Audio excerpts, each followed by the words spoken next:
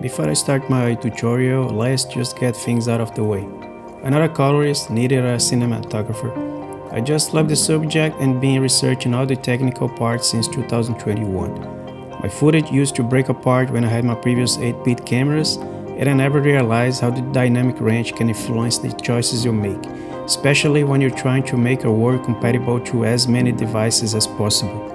It was a long process with trial and error, sometimes acquiring the wrong gear or shooting in unfriendly conditions.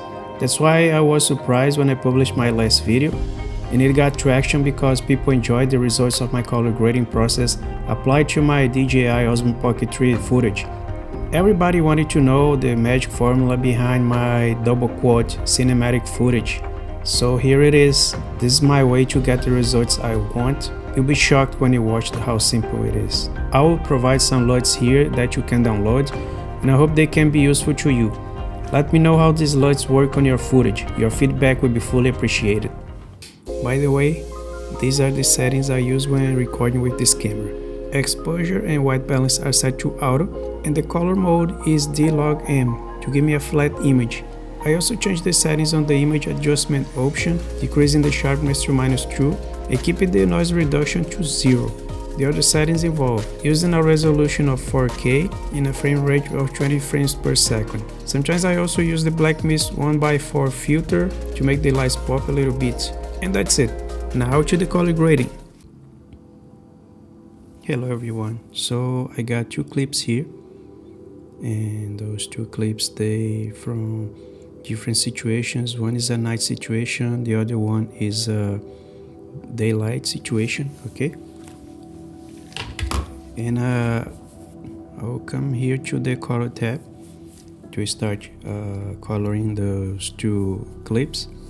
I have some kind of some nodes here that are already established that I can trace back to what I did, right? Because just to make sure that I can have the same setup, okay? But I'm gonna start from scratch. So what I'm gonna do is I'll create a new node, a corrector node, and then I'm gonna connect these two lines here from beginning and end. So all my changes will be reflected in the output, right? And for this color node, I name it white balance. I hope you can read the words on screen.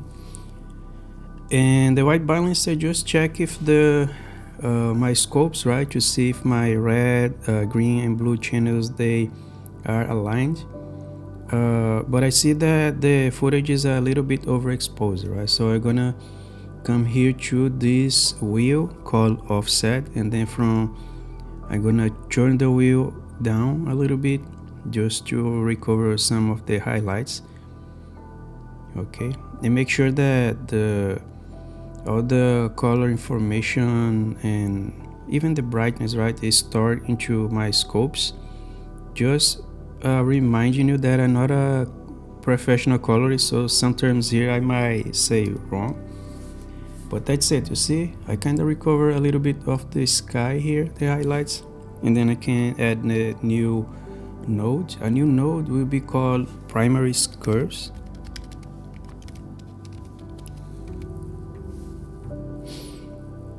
And this node is exactly for what it is, to adjust, right, the levels of shadows, midtones, and highlights. But before this, I need to convert this footage using the color space transform. So I'm gonna convert the color space here to something that is workable to me. And the thing is, the color space, let me just raise the highlights a little bit because it's too dark. So the color space transform I'm gonna use, usually I would use something such as input color space, DJI gamut, right? And then the input gamma would be the DJI log. For the output gamma, I would make something such as gamma 2.4, And the output color space usually is rec 7 or 9, right? But sometimes I think that the color gets too, I don't know, too similar to the video. Okay, it gets a wide range of color, a big color space that reminds me of the video look. Okay, so if I come here to my primaries, and usually I like to compress these points here where I can adjust the highlights and shadows. So I usually move the shadow point a little bit up, and then the highlight point I lower down a little bit, you see. So you see the footage looks something more acceptable, right? But I still feel it looks too much like a video, you know, too much green hues, and the highlights are a little bit very mixed with different colors on the background. So I don't like this too much. So usually I come here, and for the input color space I just use the timeline, and for the output color space I just use the timeline as well. Not that this will influence too much. I can just leave rec 709 if I want. So I'm just gonna leave as it is. I just ignore the input color space here to make this trick, right? But if you wanna add the DJI D-gamut color space, it is up to you. This is just my style. So I will start dragging the points here to start establishing my luminance balance in the image. So I'll drag the highlights first. Usually I click on this top point here on the curve, and then I drag it down just to make sure that the highlights get a little bit flat, and then I will move the shadows a little bit high. So usually try to make the image as flat as possible, because many times the cinematic look, it looks a little bit flat, and usually this curves area here is compressed, you know. So I don't use midtones only if it's really necessary to recover some details, right? So I can use the midtones to force contrast on the image, but I'm not doing this right now. I don't need that.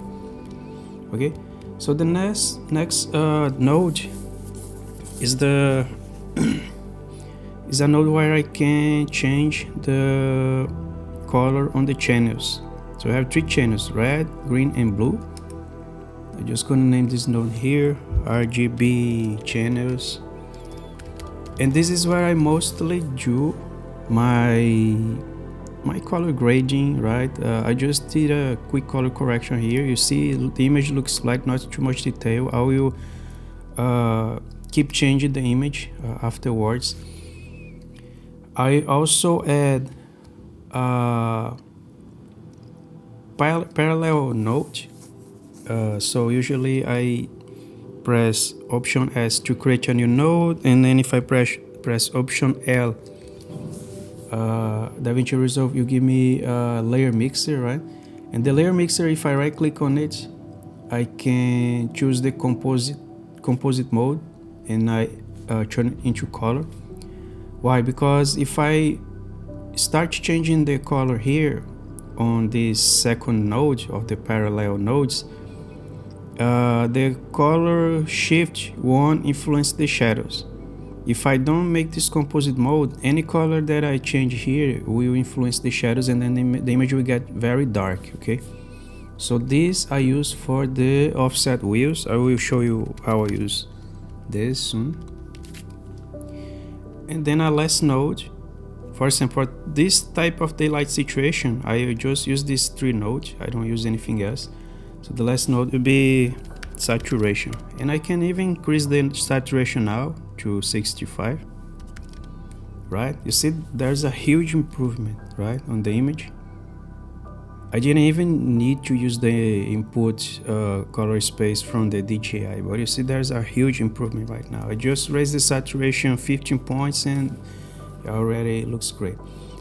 So I will change the RGB channels here just to give some mood to the image, right? So I'm gonna start by using the red channel. The red channel, I can move up and down the shadow space here. So the color point here, I can move up and down. So for example, if I move up, I add red. If I move down, I remove red, right? So the image will get more greenish. So I'm just gonna remove the red just a little bit. The green channel. I always work on the shadows. So I'm gonna move up, add green, or down, remove green, right? I'm just gonna remove the green to make it a little bit more magenta. And the blue channel is the channel where everything gets a little bit yellowish, okay? So it can get totally magenta or totally yellowish. So I'm gonna move down the blue, this blue point a little bit lower down to make the image a little bit warm. So now I increase the warmth of the image, as you may see, right? So now it's looking pretty good. I just come to the wheel, just set wheel to also change the atmosphere a little bit. So if I move up to the yellow side of the wheel, as you may see here, the image gets warmer. If I move down to the blue, the image gets darker, and then you see the shadows, they look more bluish. So you have something like a blue and teal look to the image, right? So I'm just gonna move down a little bit this offset wheel, and again I can move a little bit towards the yellow, so the image doesn't lose its vivid atmosphere. So that's it. This is the final look, right? I still can keep adjusting a little bit. I'm just gonna move the wheel, offset wheel, a little bit up, so the image doesn't get too cold. And this is the first image, right? You see, the result gets really good. Let me just remove hide the node tree so you can see the difference. You see? Without the adjustments and after the color gradient, right? It looks really vivid. So this is my result for this image, and this is what I do overall. Such as I just grab a still here, and then I apply over everything, okay? So now let's jump to the second image. Okay, so this is the second clip. It was supposed to be the first, but I think this will take more time and care. So for this clip, I'm going to switch to the color tab again, and you see the node tree here is bigger because this I need to take care of more stuff to be able to reproduce the cinematic look. And this is a night situation, a night color situation, right? Night scenario.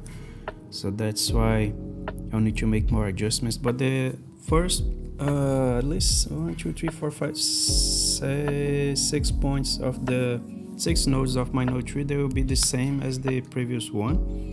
So I'm just gonna try to make this quicker, and then you can get right to the point, right? How I'm gonna get the cinematic look. So first one, white balance.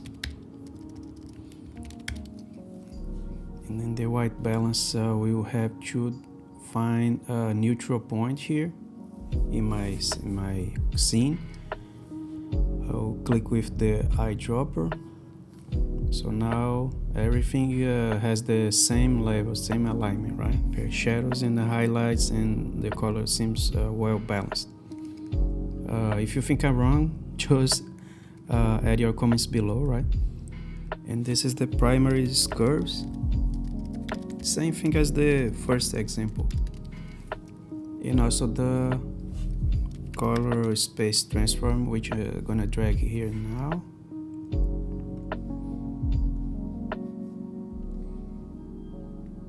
Yeah, it's already here. So I'm just gonna change the input gamma to the DJI log.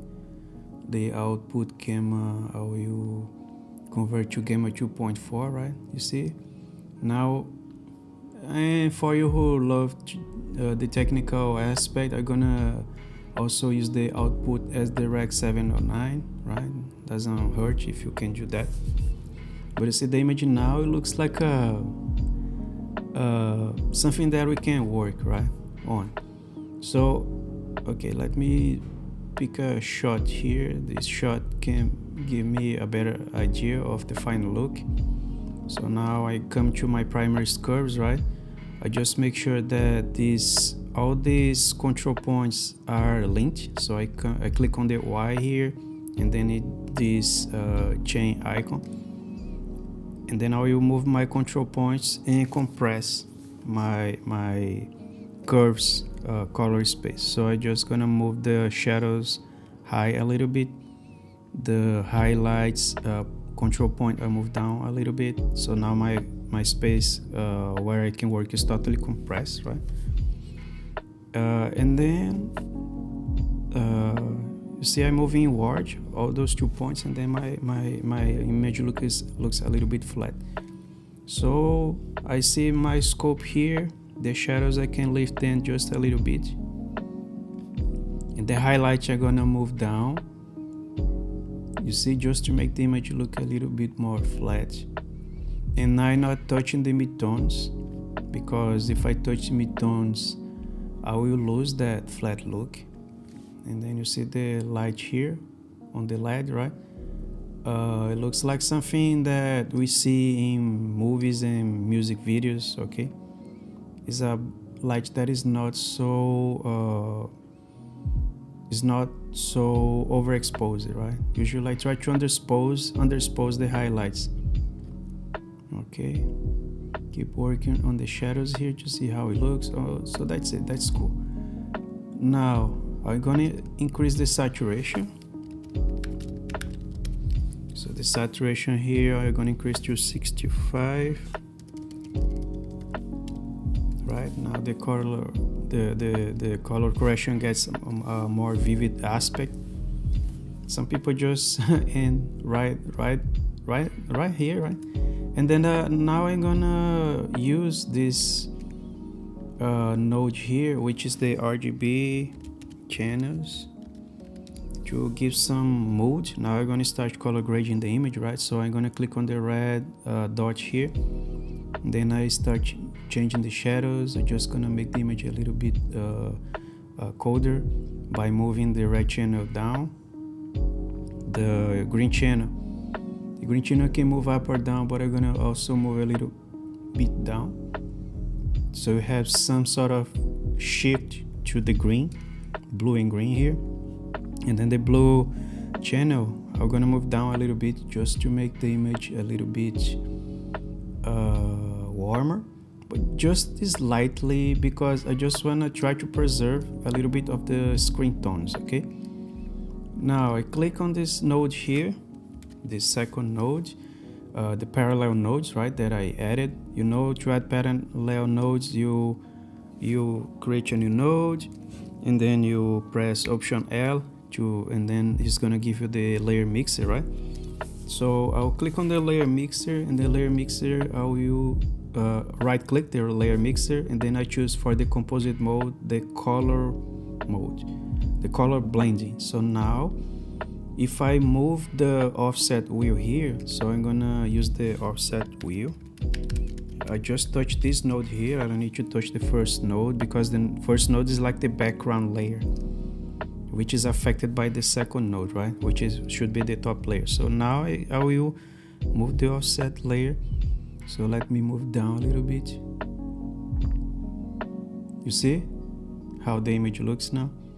I'm just gonna move the gain towards the yellow a little bit to give more life to the image, right? But make no mistake, I still have to get back to those adjustments after I apply more nodes. So see the image now, it looks a little bit greenish, right?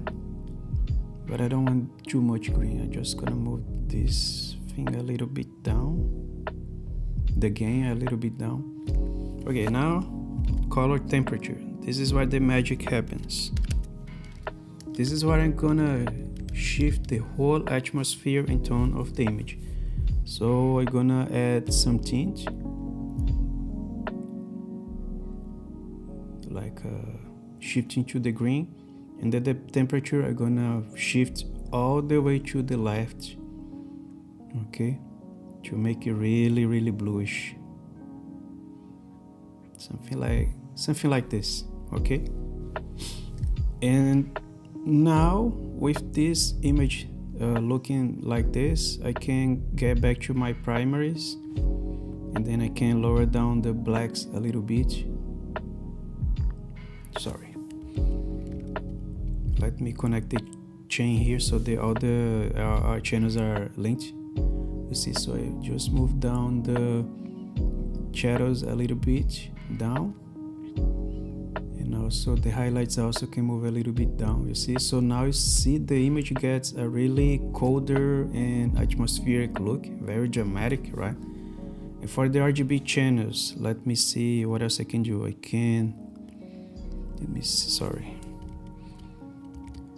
Let me come to the blue channel. Just gonna drop down the blue a little bit just to make a little bit greenish. And the green channel, right? The green channel is a little bit hidden here.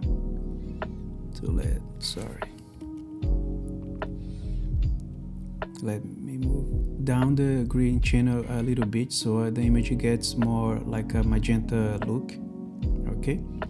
And the red channel, just gonna move down a little bit, you see. So now the image looks like those John Carpenter movies from the 80s, you know. And even Fight Club, if you watch Fight Club, there you see that the image texture look just a little bit like this, right? And to increase the atmosphere now, I'm gonna add a mask. So this mask will be here, added to the image. I'm gonna add a circle mask, and then I'm gonna move these handles, these pink handles here, to increase the feather, right? I'm gonna make the edges more blurry of the mask, okay. And then let me invert the mask. I'll click on this button here to invert the mask. I come to the offset wheel, and then I drop down the brightness, right? And then as you may see now, the image looks really moody, like a low mood tone, right? Just gonna increase the mask a little bit so it doesn't get too noticeable, right? You see, with the mask,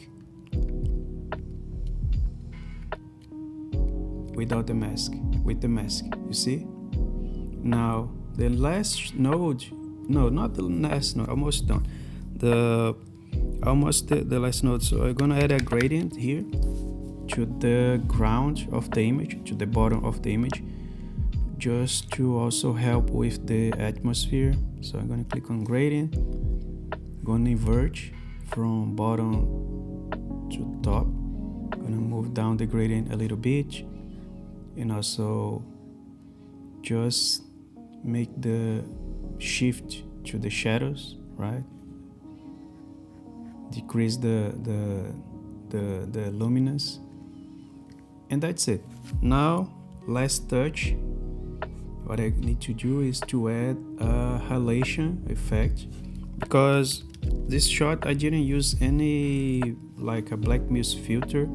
Sometimes I use, but for this shot I forgot to use my black mist filter. So I will use the halation here as the last node, and I'm just gonna show you the difference, okay, between,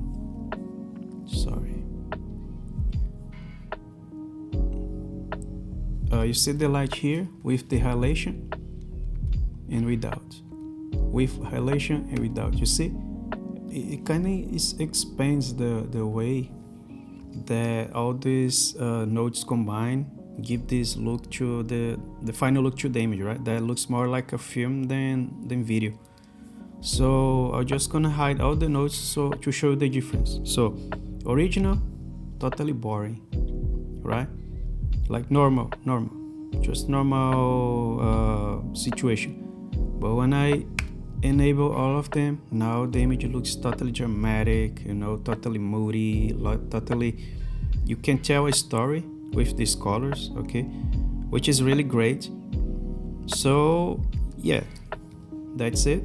I hope you enjoyed the tutorial, and you see,